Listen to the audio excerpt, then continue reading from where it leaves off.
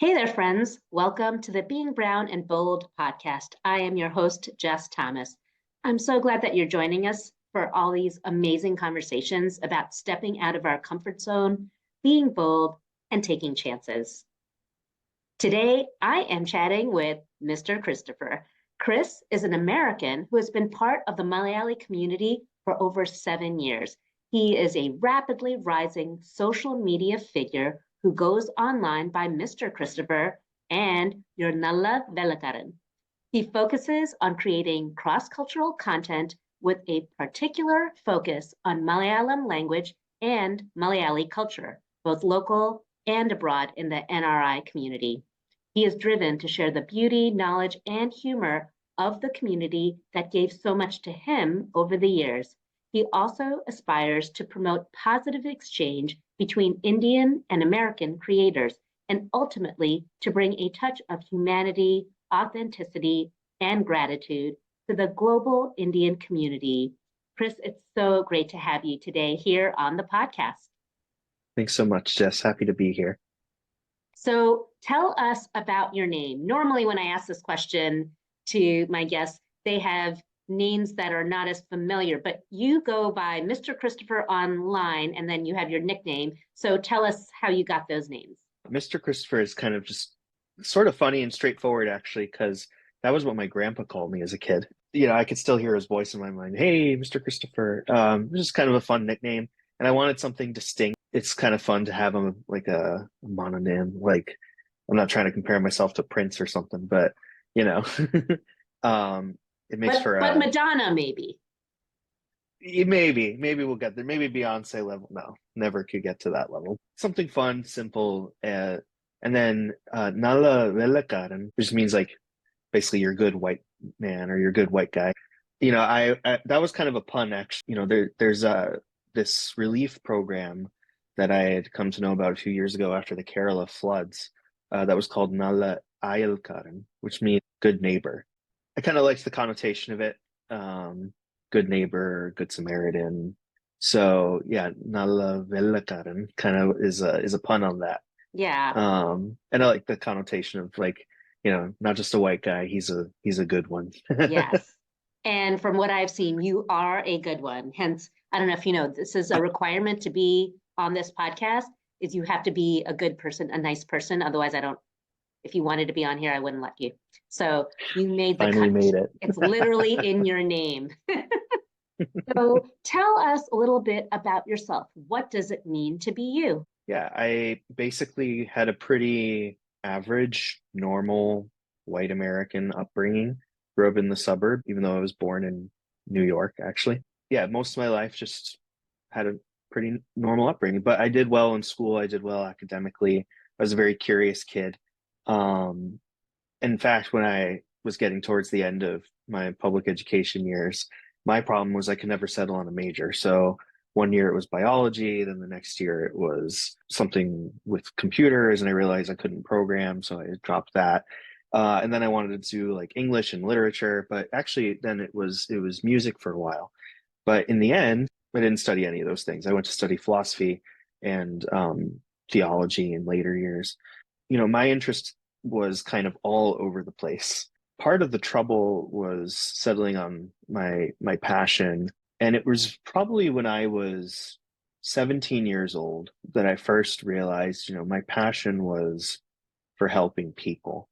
Really, since then, since I was 17 or 18, a lot of my adult life has really just been trying to figure out what that means in a lot of different ways. But as far as how I came into Malayali community, which is how I ended up, they really were the family I needed. I think, what you said about you want to help people, that's literally what I feel when I watch your Malayalam videos. You and I both don't put our whole life on our specific Instagrams, but like you focus on the Malayalam, I focus on food things, but then now this podcast, the reason I started doing it was people would be like, oh, I don't know how to make this. I'm like, oh, I have a video or I have this hack for you. And then watching your videos, I feel the same thing because both you and I are not making any money off of our Instagram. Nope, definitely not. And so, yeah, I totally get that from you, that you have this desire to help people wherever they're at. And so I think that's so neat to see that that is part of who you are. We usually talk about cultural heritage here because I have people usually from brown culture of all different kinds, not necessarily Indian, but you obviously don't come from an Indian background or a Malayali background. But I know that when I was in New York, I grew up there, we didn't have white people in New York. We had Irish people, Italian people, Polish people. That was interesting to me in my adult life, thinking it in terms of white. And so, therefore, for you, did did anything about your cultural heritage shape the way you've pursued life, work, anything like that?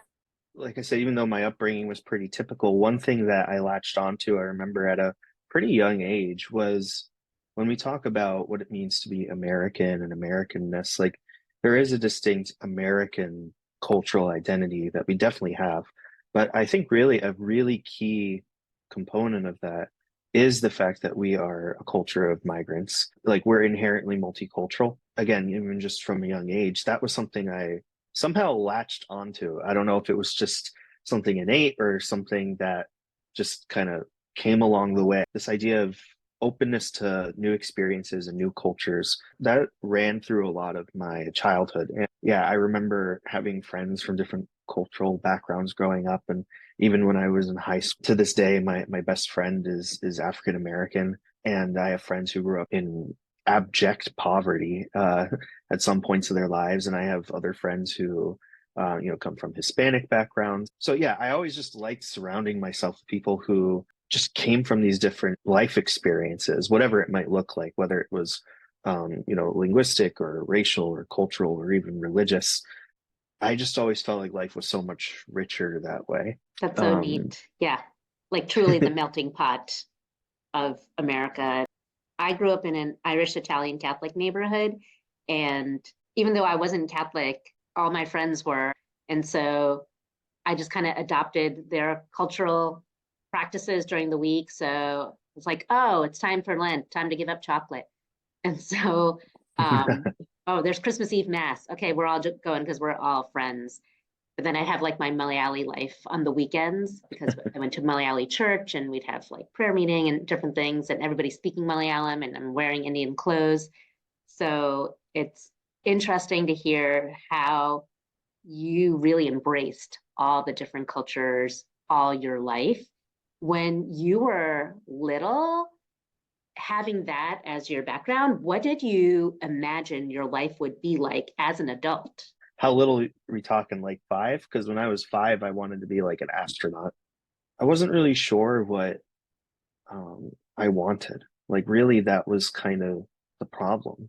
Sometimes you hear this phrase choice paralysis, where, when the options are so wide open before you, it can actually be more difficult. I'm not saying I have like limitless options, like we were not wealthy or something like that. Like, but it was more just everything interested me.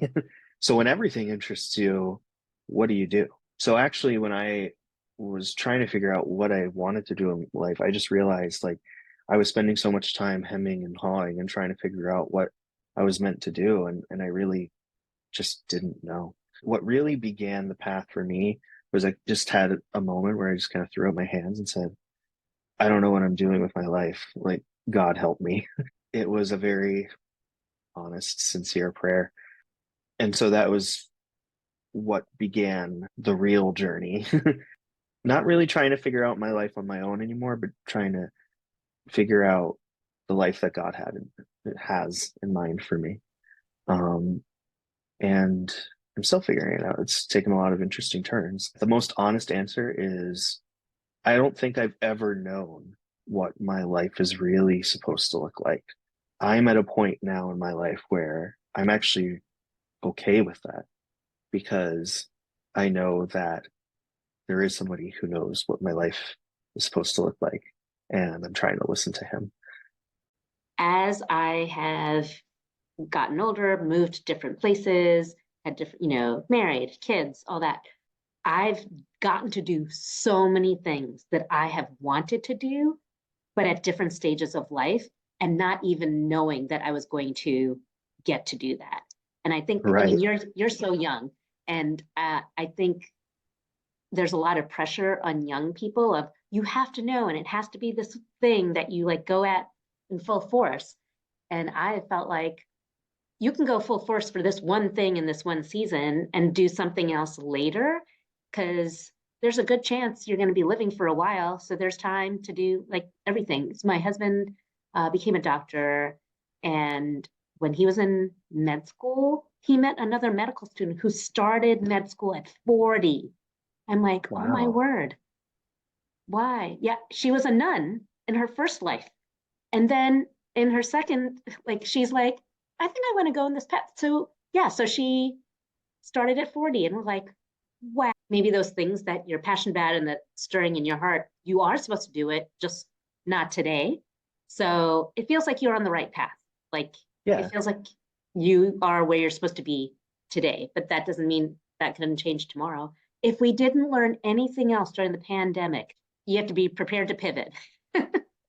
Oh, definitely. Yeah, no, I mean, I've heard some very like just fascinating stories about like even there's like this the oldest person to have completed a marathon was a Japanese man, and if I remember he was 98 or 99 years old, which is insane. Or like, Mother Teresa didn't start her work in Calcutta until she was in her 40s.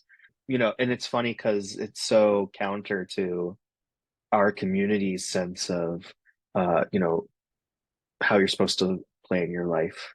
Like I think if certain people, especially in the Malayali world, which is like stereotypically like very safe and cautious and planned, and if you tell them like it's okay if you're still figuring things out, like you might give someone a heart attack.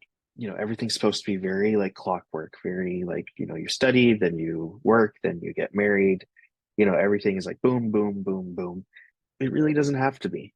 It doesn't mean you don't do anything. It's not an excuse to do nothing. But I don't think people who really understand that see it that way. Did you feel when you were growing up you didn't quite fit in because your dreams were different from your classmates or your family or your neighbors? I saw how the people around me were sometimes going through the motions of things. Like, um, obviously this is a problem that's very relevant in the Indian community of like, feeling the pressure to get this job or study this thing and then, get this salary. But that's not an exclusively Indian problem by any means. It's definitely felt more in that culture. But yeah, even for me and the people I was around, like I could see there were definitely classmates who just were, not really sure why they were going to pre-med, except that they heard it was a good field. And I just never wanted to be in that frame of reference. Like I never wanted to go about life that way. I was like, no, if I'm going to do something, I'm going to do it because that's what I really want to do. And of course, the problem then became like, well, what do I really want to do? Yep, yep. um, and I'm still figuring it out. Well, with a lot of Indian families or Asian families, there is this whole thing of honoring your parents. And so if Hmm. you do have something that you want to do that's different from what your parents want you to do, there's this struggle of, well, how do I honor my parents? For you, did you have any of that growing up, pursuing, whatever you wanted to pursue? Oh yeah, definitely. My dad definitely had ideas for what he wanted for me in my life. And I'm also the oldest, so there's a bit of an oldest child syndrome there of like I'm a recovering perfectionist and I always needed to, strive to keep it together and be a good example. Oh, that was definitely there. And it really was around when I was maybe 21, around that age, where I just started making decisions that my dad really didn't want for me. Not bad decisions, just not the ones he wanted for me.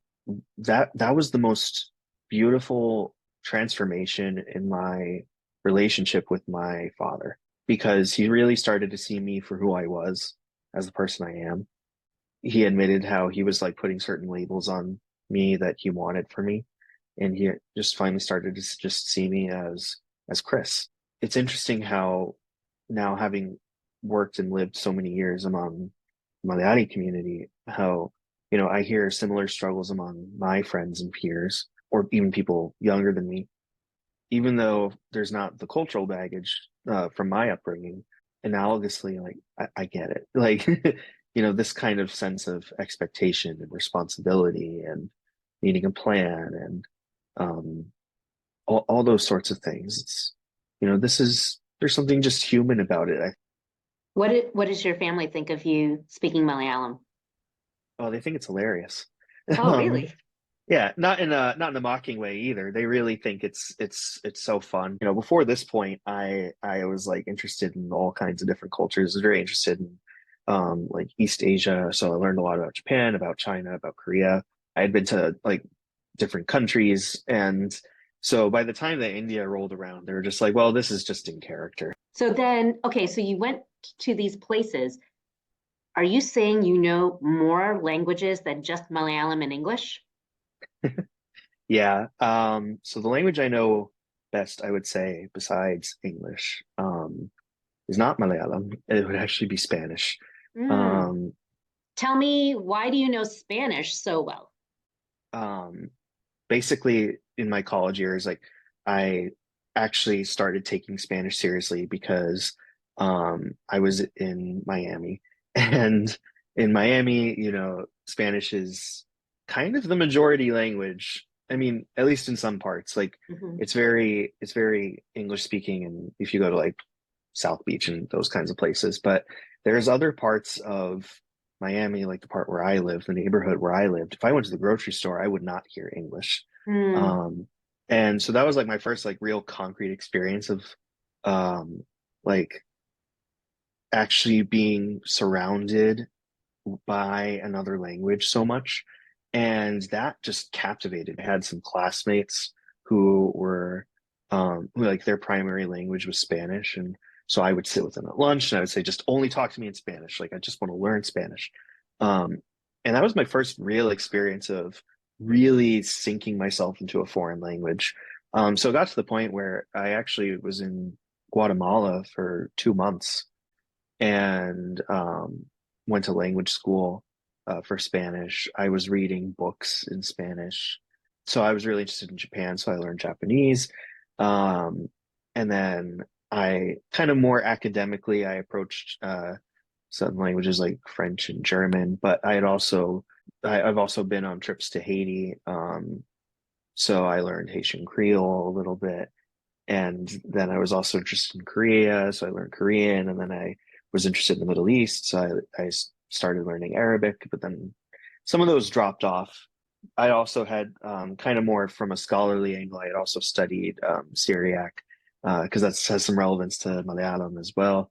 Malayalam I would say, kind of stole my heart once that became my community. Now most of my time is spent really trying to learn Malayalam. That blows my mind how many languages that you learned. Like I did Duolingo for a little bit with French because I took it in high school and a little bit in Spanish because I was going to go on vacation in Mexico and Spain. But like you like hardcore pursued those languages. That's amazing. So Malayalam is a little different than those languages. Tell us like how you got started with wanting to learn it. I mean, it sounds like what started every one of these languages is the people for you and loving the people first and being part of that community. So, yeah, tell us about that story. Yeah. And part of the motivation too, like I mentioned, I had studied philosophy. I have a master's in philosophy. And it was the philosophy of people like Husserl, where they said like, language contextualizes your whole world. And even as a undergrad student, that like gripped me. You can really understand a lot more about a person if you learn their language. Both in the literal sense of actually learning their language, but also even like analogically, just learning their, vocabulary of their culture. When I was finishing my studies, I had already begun to get to know the Malayali community at this point. as I was finishing studies, I still didn't really know like what I wanted to do next. So basically, I took time off, and a lot happened in that year. But through the generosity of different people in this community, like I was living with people in the community. Some of them were just peers my age, and then at other points, I was living with families, and it was always through their generosity, and I always did my best to show my gratitude to that. That we really, developed a strong love, and they really took me in when I needed a place to go. I was figuring things out about myself, figuring things out with the Lord, and I needed that space, and they gave me that space, and they gave me that love. Having this natural love for language and this natural desire to connect with people of different backgrounds, and on top of that, just knowing that if you learn a language, you learn so much about a person. It's like everything just started to converge, and I wanted to jump into that world. And I remember distinctly just even people within that community, like my friends, they were like, you really don't have to learn Malayalam. And I was like, oh, yeah, yeah, yeah, I know. I want to. And they're like, really? Like, we're going to accept you anyway. Like, you don't have to feel like you should fit in or something. And I said, I know. I'm not doing it to fit in. So it's funny about when I talk about learning Malayalam is everyone naturally, their first conclusion is like, oh, like, are you married to a Malayali? I'm not even married at all. Um, and it really wasn't motivated by that. Like it really came through like wanting to know the world I had kind of jumped into um, better. So I was just like ready to dive in. I feel I like wanted to. you figured out like what is the way that I can honor in the highest, because I know like every uncle and auntie that I knew, if they heard a non-Malayali trying to speak Malayalam, they were just so happy to hear that and didn't really even I don't even think they really tried to correct pronunciation. They were once they understood what was being said, they would like giggle, but not in a making mockery, in a wow, this is like amazing. Somebody, it almost feels like it validates their presence here. And I mean, I don't know how about in Kerala, but here it kind of validates like we belong here because you are an American. And if you're speaking our language, it makes it valid. So that's so cool that, you had that heart and motivation to do that. Yeah, and I saw like even as I was learning, well, even when you said about correcting the pronunciation, like that's very true actually. But it started to become a problem later when everyone started watching my videos for the Malayalam. I was like, okay, I actually have to like start correcting my Uh-huh. pronunciation here. Even going back to what we were saying in the beginning about America being this melting pot of cultures. Um, people in that, especially in that like first and second generation of immigrants, like they really feel the tension of not being in their original homeland. Yeah, in that older generation, I saw that. Like, they loved being in America, but they really missed what they had. So like even to just bring a little piece of that, um, or just call it to mind, or like just have just genuine interest. Like, oh, tell me about this. Like, what is a thali? Like, how do you make chaya? What is the difference between this and that sari? Like, well, what is that oil lamp? Like all these little things. Not doing it with ulterior motive, but just like genuinely like wondering, like, oh, why does this matter to you? Like, because you've made it clear that I matter to you. So tell me more about these things that matter to you because I want to know. Like, so that was kind of how it came. What made you decide to start posting those things on Instagram? It was kind of as a joke at first. um, just because, all these years of having friends, all our inside jokes about, especially like second generation Malayali life and culture, making these apocryphal references, like that kind of stuff. I wasn't trying to get famous. I wasn't trying to blow up. I really just wanted to make a funny video. The internet latched onto that way harder than I thought they would. I know that even just the theme of the podcast is being bold.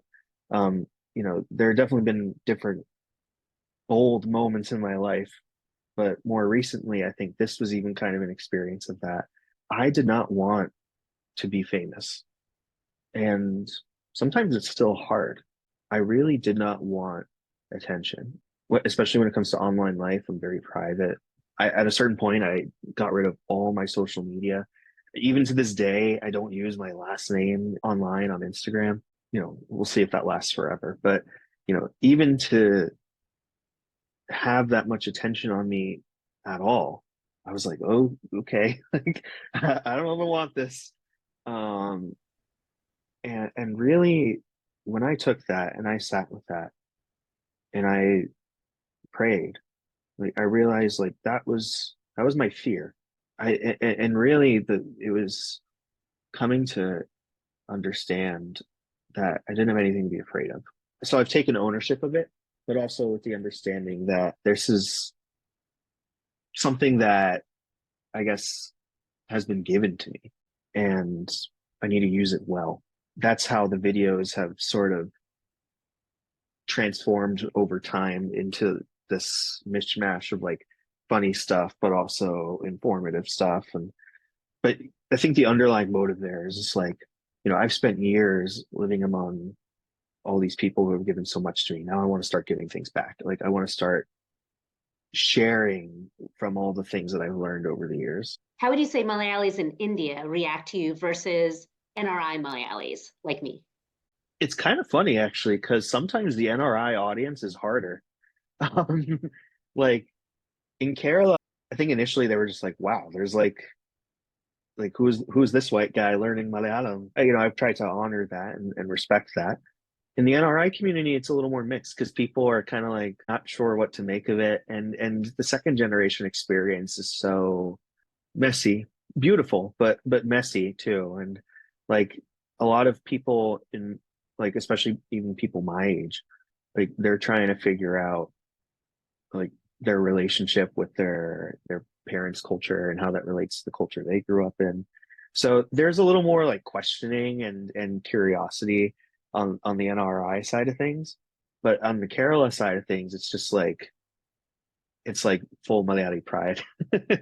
And I'm all for it. It's Yeah. it's it's great.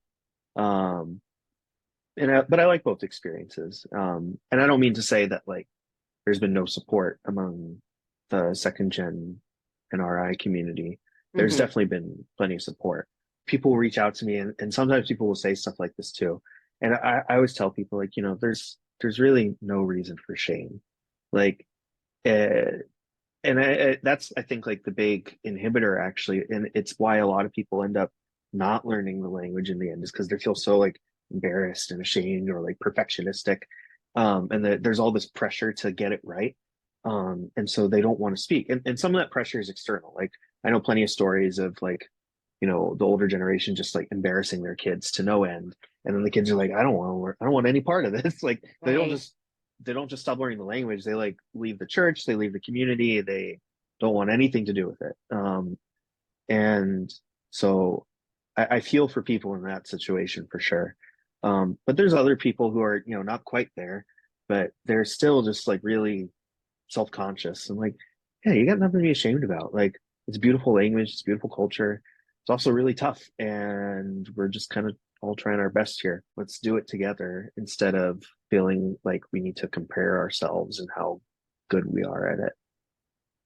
Tell me about some of the collaborations you've been able to do with other uh, Malayalam speaking folks and how has Yeah, that been? I love the collaboration aspect. Instagram is a really good platform for that kind of stuff. Probably the one that means the most to me personally is the one I had done with Elikuti. Like that the video we had done was with several other creators as well. And we really were just like it started out of this kind of funny conversation because we were like, "Ah, why can't Duolingo or like one of these big apps, like why can't they have something for learning Malayalam?" So we just kind of in our frustration, we just kind of laughed and said like, why don't we just compile as many resources as we can and make a video for it. And so we did, and I loved that because now every time someone like Aparna Mulberry, the inverted coconut, she saw the video and she was like, anytime someone says, "How do I learn Malayalam?" I'm going to send them this video. Like we were so proud and happy about that. So that one meant a lot to me. Other ones have been fun. Recently, I did one with Satcha. Sachatharian, who lives in Singapore, and that one was fun, just kind of cross-cultural sort of things. And there have been a few others along the way. There's a few more coming up. I love these collabs. It might not always be like thorough and organized as the one I did with Eliza, but all of them are fun. And really that's part of what I want to do too is build up these relationships in the community because it gets other people exposure, but it also is just kind of like normalizing and giving greater exposure to the Indian community to the rest of the world. You know, you mentioned before how there's also how if somebody learns Malayalam who is not like a native speaker, how like these uncles and aunties get like so proud about it. Part of the reason for that is because that culture has not really had much media representation. Like I'm in a spot where like, okay, well, if everyone's like watching me anyway, let's show what's so great about the culture. Like let's celebrate what's so great about this community and like make it visible to other people. Yeah, I love collaborations just from that aspect. Yeah, they're so fun to watch. I just saw the one with Satya, and I'm like, you're friends with her? Because I've like tried to DM her to be on my podcast. I mean, I know she has a podcast also. I don't know where I saw it, but there was a series of videos where there were four different people from four different regions of Kerala, and they were given a word and how each of them says it in Malayalam. They were given an English word and how they say it in Malayalam. And depending on the district, sometimes the word is different also. So you Mm-hmm. can't even say this is the exact way to say it in Malayalam because it may not be in all of Kerala, but certain sections of Kerala. And it's interesting for me just because earlier on, like my experience really all came out of the American Malayali community. But now as it's like become more global, like Mm-hmm. I've come to appreciate so much more, like all those finer points of even just in Kerala itself, like all the distinctions, all the nuances, all the little things. One thing that also really helped me a lot, you know, I meet regularly with just an elder friend of mine. We practice Malayalam together, Mm. and a lot of it is me like peppering him with questions about like, okay, so like rice is nella, but then here it's ari. So like, what's the difference between nella and ari? I mean, I know what chora is, but like, you know, we'll hit all those really fine points. Or like, okay, like pura, ara both mean river, but like, what is pura? Like, so those little points that you could only really get from a native speaker. Like now I'm finally able to get more to that level of things.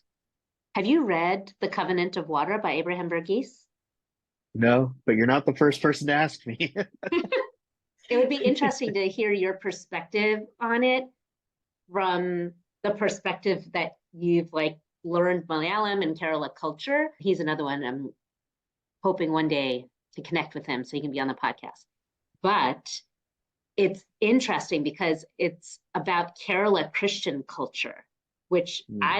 I've never seen or heard that in a broad perspective. And to have so many people read that book from an American perspective and love it, I'm like, wow, that's so interesting that our culture and language, because there's little Malayalam words here and there in there, a lot of times with Hmm. food, but family talk. It's fascinating. It's a 31-hour audiobook, FYI. Abraham Verghese actually reads it to you.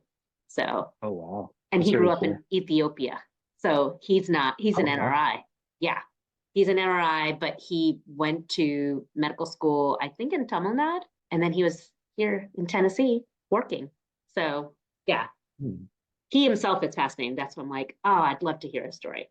But anyway, Yeah. what activities are life giving for you outside of linguistics, or is it the linguistics? So I feel like you just have gone from language and people group to language and people group.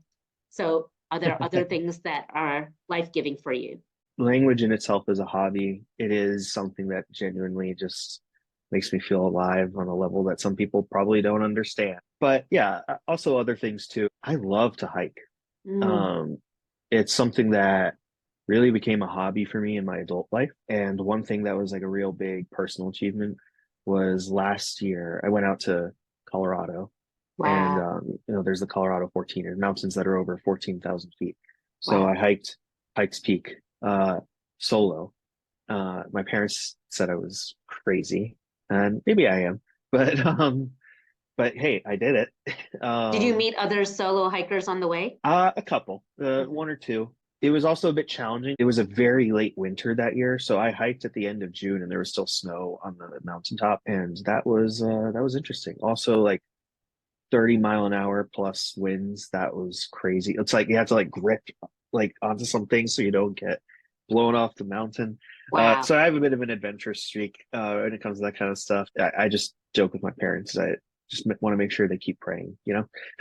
It increased Um, your faith as you were climbing every mountain, fording every yeah, stream.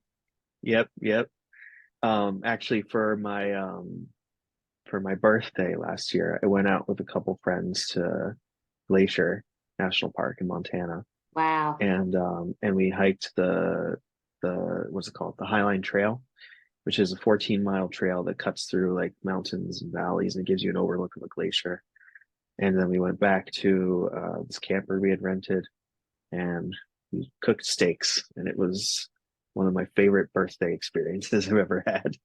That sounds awesome. And there's other things too. I mean, I spend a lot of my time with my friends and community, and that's really very life-giving for me. And sometimes we get together to, eat, we play games, we'll pray together, just like basic community. Yeah. You had mentioned that at one point you were studying music. Do you play an instrument or do you sing? What do you do? I basically, when I was interested in studying music, it was like music theory.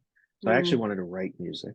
Oh, Um, but then a lot of that practice kind of phased out when I went to college, unfortunately. But it's still there in the back of my mind. For a while, I played piano. For a while, I played bass, and I knew like a few guitar chords. Deep down, there's definitely still this deep love for music. I would love to write music if I had the time hmm. and probably the right people to also help me. It's a language of its own. It's still locked in there, still waiting to bear some fruit, I think. Yeah, that's awesome. So you've lived in different places, traveled to different places around the world. You've seen culture and faith expressed in different ways. For you, is there like a personal faith or belief system that has informed your outlook in life? Yeah, I'm Catholic and very gratefully so. One of the things that I think is so essential to like the genuinely Catholic, genuinely Christian worldview is this that the fullness of human life, the fullness of the human experience, comes through like knowing God. Saint Irenaeus, Irenaeus is an ancient father of the church, and he said the glory of God is man fully alive, or the glory of God is the human being fully alive. I fully believe that. I've experienced that. This broad kind of mishmash masala of human experiences, if you want to call it, that have made up my life over the years. Like they all need a unifying point, and for me, that unifying point has always been God. And so, I don't feel like I've lost any of my kind of joy or ability to enjoy life by like living a faithful life. I feel more alive than I ever could. And that's with like, personal hardships included. Um, like I couldn't imagine my life any happier than a life that is like living this joy that God has given me, is kind of weaving together all these different sort of disorganized threads in ways I don't really understand, but I know he's doing it. Yeah, even like we said before, I don't really have the full picture, but I trust that he has a plan. And also for the record, I do have a job. Like I do have a good paying, stable job. Everything I do online is really on the side for fun. Mhm. Even that, even the job, like, God's taking care of me.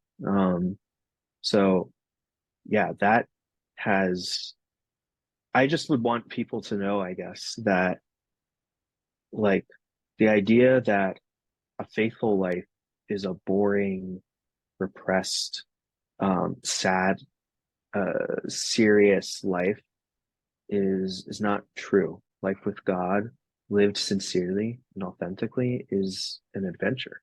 And I've experienced that. I mean, I've been all around the world.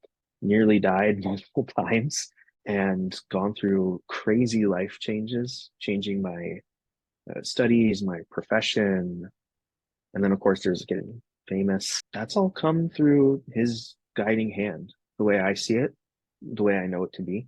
There's nothing boring about this.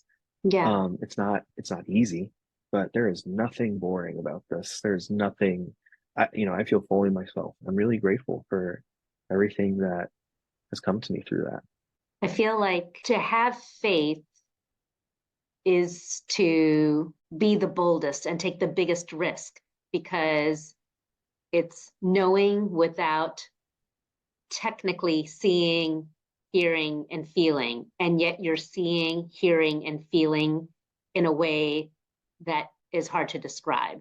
So it's neat to see how you're living your life by faith with your whole self. I think one of the reasons why I went into culinary and I called my this soul food is that there's something deeper than just what we can touch and see and feel. And for me, like touching people's soul, there's a connection with me and food and doing it. And I think our world believes majority in a supernatural realm because if you watch any movie at all, or most movies, there's like extraterrestrial and there's zombies and there's like, you know, people coming back to life, not in the greatest form necessarily. Like, I think, it's like we were all designed to have some sort of faith.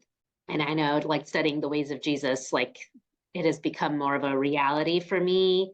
I think it's great to see and hear how you are feeling that confidence. And I 100% agree. If anybody's following any religion and it is boring or sad, you may want to rethink because a faith-filled life should not be like that. There's something about, part of the message of Christianity when we talk about the incarnation. One thing that Christians take seriously is like God became man. Like he took on the full breadth of human experience and made it something sacred.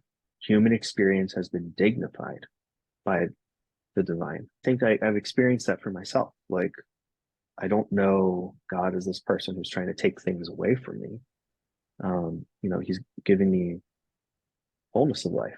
How that all fits together into all these different pieces of my life, like I don't see, but it's also an exercise in trust. Mm-hmm. Mm-hmm. That's neat. Going back to Malayali culture, when I Mhm. talk to, or Indian culture, when I talk to most people, I feel like the marks of our culture is language, but then also food. So in that line, do you have a cariapla plant? I don't personally have a cariapala plant, but I have friends who do. And so I'm never in short supply if I need cariapala. I, Um, I think this is the step you need to take, Chris, is you need to have your own plant that you nurture to be really accepted. Sure, you can speak Malayalam, but if you can make a curry plant survive, you could even marry a Malayali at that point. but hey, let's make it a deal. If anyone listens or watches and they want to give me a cariapala plant, I'll take it. That's awesome. I actually have some. I'm waiting for it to get warm enough outside because they don't do so well in the winter, but then in the summer, I just talked to somebody, they call it karipata up north, and she was saying it is like a tree now, like her father-in-law had nurtured it, and now it doesn't die in the winters like it used to.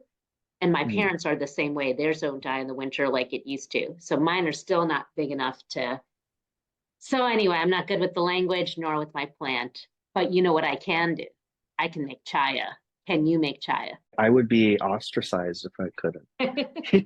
It's like I could read the dictionary to you from memory, but if I couldn't make chaya, what would be the point of it all? Right, right. No, Then the next step is mean curry. yeah, mean curry. I don't. Um, Let me think. I mean, I've made curry before. I don't know if I've personally made mean curry, but I've seen it made so many times that I feel like I could. I It's technically feel not hard. It's technically easy. And yet I still can't do it. Like the color is not quite right. The texture is Mm. not right. I'm like, what am I doing wrong? Because I've seen it done so many times.